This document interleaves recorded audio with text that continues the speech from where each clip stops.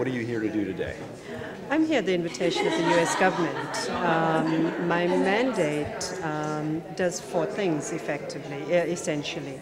One is we conduct missions in UN terms, which is coming into a country to examine the situation on violence against women, its causes and consequences.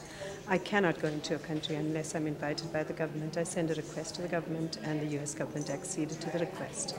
My mandate looks at violence against women in the homes. It's not only about domestic violence, it's about domestic violence, incest, etc. in the home. Secondly, violence against women in the community, so all the sexual violence stuff, the sexual harassment at work, etc.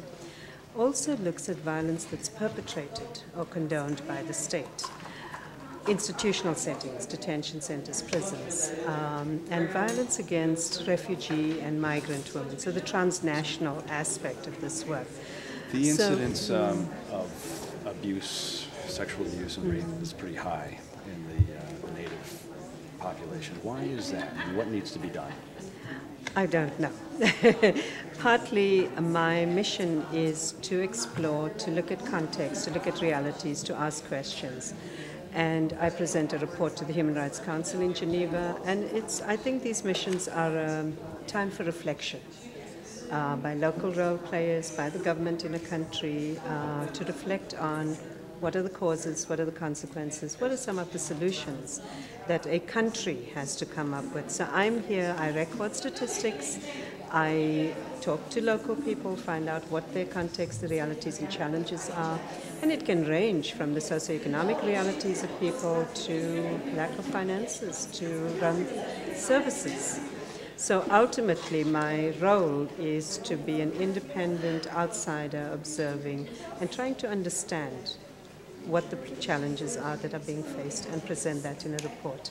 I make recommendations in my reports to the Human Rights Council. I also report to the General Assembly in New York and the Commission on the Status of Women in New York, but I have no power to enforce my recommendations, so it does depend on political will. And the message, is there a message that you have to the folks here, to the tribal leaders here, about what needs to be done to address that issue? No, not yet. Partly it's because I'm observing, and so I don't want to preempt and judge. I'm not here. I'm here to learn. And the only message I have that it is a global phenomenon. It isn't about the global north or the global south. It isn't about indigenous people or Caucasian people. It impacts the whole world. And unfortunately, we haven't done enough in the world to eliminate violence against women. And the cycle of violence, it's not being broken, and we see children now, young girls, being impacted by violence as well. Right, and I don't know how much you can talk about this or whether I'm a bit redundant here, but on the reservation itself here, for our audience, what's the main thing, what's the main problem? I came in last night, and I'm still trying to establish what are some of the challenges. I think the studies and my background research has shown that the issue of both sexual violence and other forms of violence is quite pervasive and prevalent.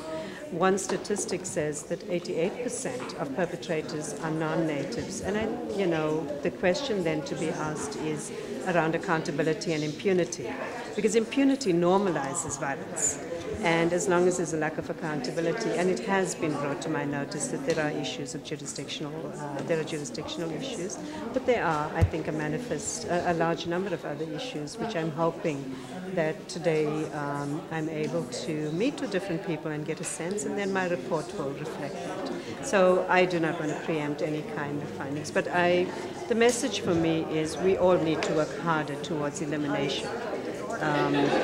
This isn't a problem of poor people or disadvantaged people. This is a global problem. Thanks. Thank you.